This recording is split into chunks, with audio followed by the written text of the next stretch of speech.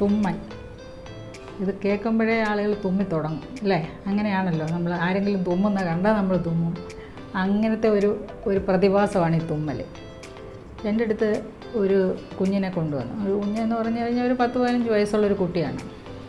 അതിന് വർഷങ്ങളായിട്ട്, ശരിക്കും പറഞ്ഞാലൊരു സ്കൂളിലേക്ക് ക്ലാസ്സുകൾ പഠിക്കാൻ തുടങ്ങിയ സമയം തൊട്ട് തുമ്മലാണ്. തുമ്മലെന്ന് പറഞ്ഞു കഴിഞ്ഞാൽ ഈ ഒരു 3-4 കർച്ചീഫ് മടക്കി കയ്യിലിട്ടിട്ടാണ് ഇങ്ങനെ പിടിച്ചുകൊണ്ടാണ് എൻ്റെ അടുത്ത് ആ കുട്ടി വന്നത്. ഇങ്ങനെ വെച്ചിട്ട്, കാരണം ഇങ്ങനെ കണ്ടിന്യൂസ് തുമ്മലാണ്.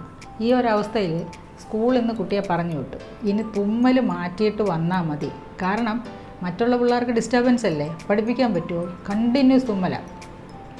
അങ്ങനെ ഈ കുട്ടി വന്നിട്ട് എൻ്റെ അടുത്ത് ഇപ്പോൾ ശരിക്കും പറഞ്ഞാൽ ഇപ്പോഴും നടന്ന കാര്യമല്ല, ഇത് ഒരു 2-3 വർഷത്തിന് മുമ്പാണ്.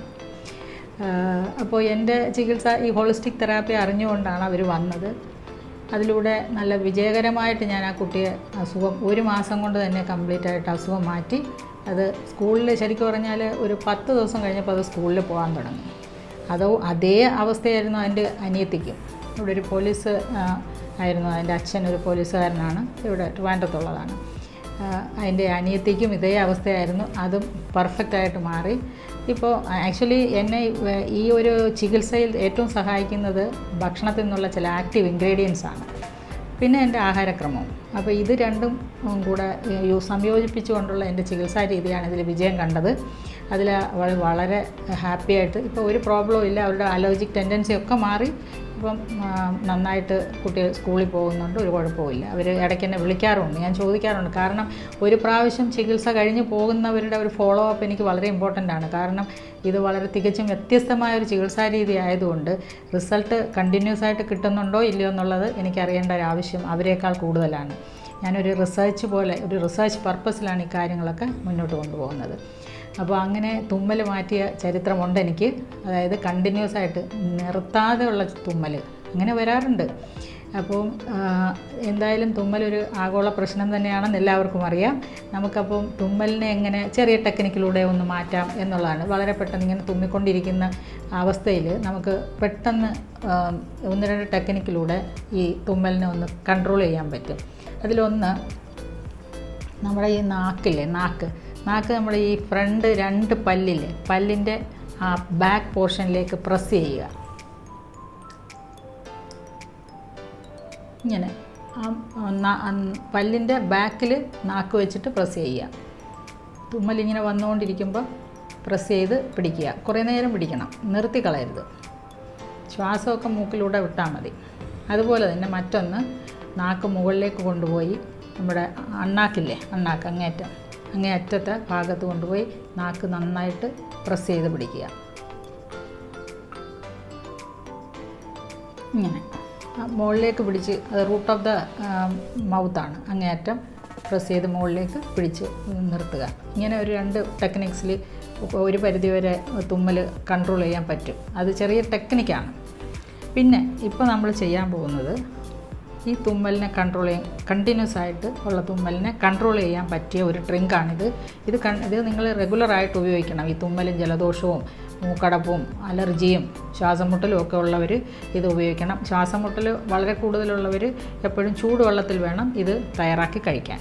അപ്പോൾ ഇതിൻ്റെ ഇൻഗ്രീഡിയൻസ് എന്തൊക്കെയാണെന്ന് നമുക്ക് നോക്കാം. അതെങ്ങനെ തയ്യാറാക്കുന്നു എന്നും നമുക്ക് മനസ്സിലാക്കാം. ഇതിലേറ്റവും പ്രധാനമായിട്ടുള്ളതാണ് തുളസി ഇല. നിങ്ങൾക്കറിയാമല്ലോ തുളസിയുടെ ഗുണങ്ങൾ.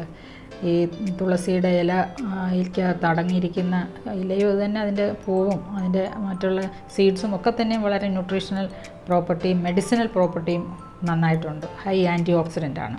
തുളസി ഇല വേണം. മഞ്ഞൾപ്പൊടി, അത് കുർക്കുമിൻ പൗഡർ കിട്ടിയാൽ വളരെ നല്ലത്. മഞ്ഞൾപ്പൊടി ലേശം വേണം. നെല്ലിക്ക, അത്യാവശ്യം നമുക്ക് നെല്ലിക്ക വേണം. പിന്നെ തേനാണ്. തേൻ ഇപ്പം ഡയബറ്റിക് പേഷ്യൻസ് ആണെങ്കിൽ തേൻ അധികം ഉപയോഗിക്കരുത്, അല്ലാത്തവർ തേൻ അത്യാവശ്യം ഉപയോഗിക്കുക.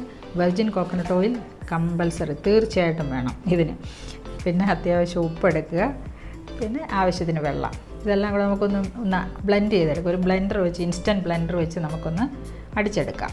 ഓക്കെ, ആദ്യം തുളസി ഇല ഇതിലേക്ക് ഇടാം. തുളസി ഒരു 20 ഇലയൊക്കെ ഇടാം. നമ്മളൊരു ഗ്ലാസ് ജ്യൂസ് ഉണ്ടാക്കാൻ വേണ്ടി 20 ഇല നമുക്ക് ചേർക്കാവുന്നതാണ്. ശേഷം 1/2 ടീസ്പൂൺ മഞ്ഞൾപ്പൊടി ചേർക്കാം. ഉപ്പ്, ഒരു ലേശം നുള്ളുപ്പിട്ടാൽ മതിയാവും. പിന്നെ നെല്ലിക്ക അരിഞ്ഞിടാം.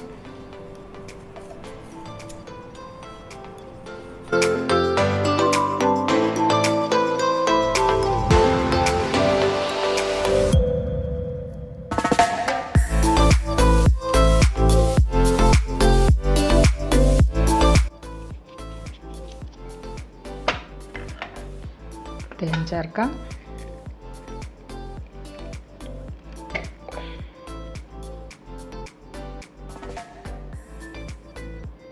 ഒരു ടേബിൾ സ്പൂൺ ആവാം. ഇത് ഓർഗാനിക് ഇന്ത്യയുടെ തേനാണ്. പിന്നെ വെർജിൻ ഓയിൽ.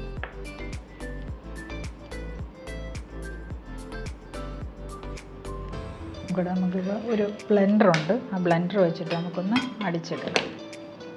ആവശ്യത്തിന് വെള്ളവും കൂടെ ചേർത്തിട്ട് ഒന്ന് അടിച്ചെടുക്കാം.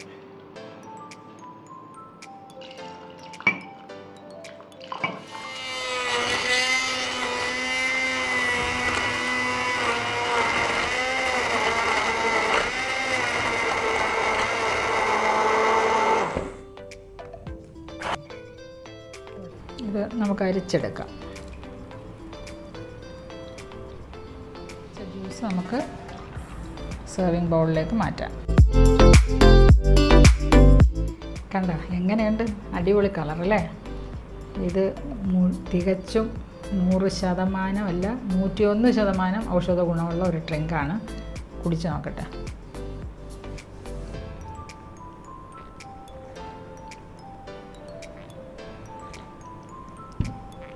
സൂപ്പർ ടേസ്റ്റാണ് കേട്ടോ. ഞാൻ ചുമ്മാ പറയുന്നതല്ല, കുടിച്ച് നോക്കുമ്പോൾ മനസ്സിലാവും. ആ നെല്ലിക്കയുടെയൊക്കെ ആ ടേസ്റ്റ് ഉണ്ട്. സാധാരണ നെല്ലിക്കയ്ക്ക് ഒരു ചവർപ്പില്ല, അതൊക്കെ മാറി തേൻ ചേർക്കുന്നതായിരിക്കാം.